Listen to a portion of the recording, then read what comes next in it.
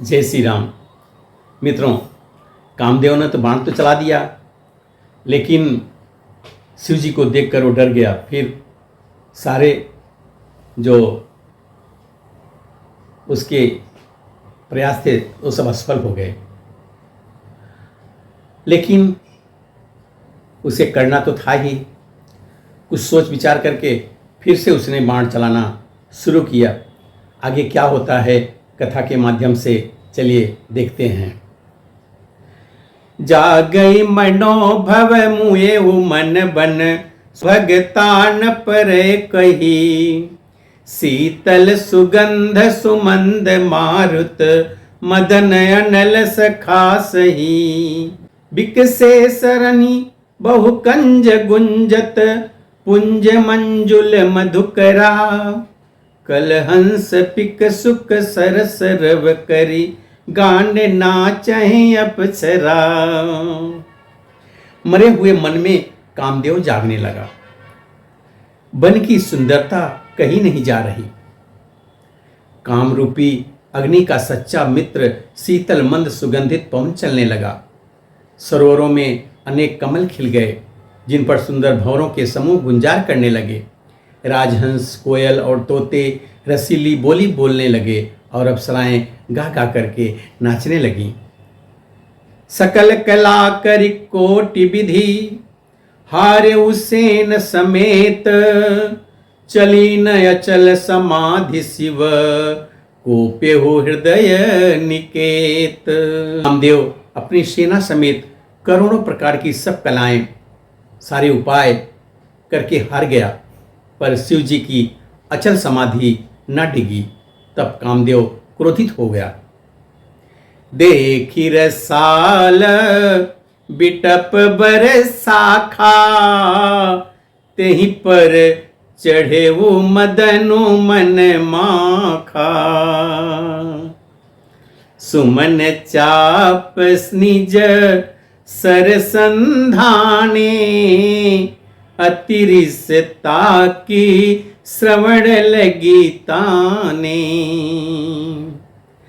आम के वृक्ष की एक सुंदर डाली देखकर मन में क्रोध भरा हुआ कामदेव उस पर चढ़ गया।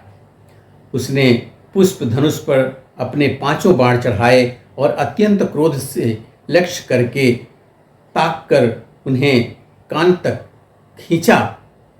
छाड़े विषम बिसिख उर लागे, छूटी समाधि शंभु तब जागे, हाहाकार भयउ जग भारी, डर पे सुर भय असुर सुखारी, समुझि काम सुख सोचहि भोगी, भय अकंटक साधक योगी।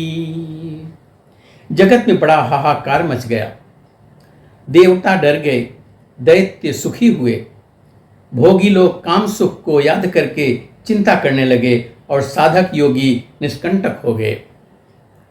जोगी अकंटक भये पति गति, सुनत रति मूर्छित भई, रोदित बदति बहु भांति करुणा, करति शंकर पहि गई, अति प्रेम करि बिनती विविध, विधि जोरी कर सन्मुख रही, प्रभु आशुतोष कृपाल शिव, अबला निरखी बोले सही। योगी निष्कंटक हो गए। कामदेव की स्त्री रति अपने पति की यह दशा सुनते ही मूर्छित हो गई। रोती चिल्लाती और भांति भांति से करुणा करती हुई वह शिव जी के पास गई। अत्यंत प्रेम के साथ अनेकों प्रकार से विनती करके हाथ जोड़कर सामने खड़ी हो गई।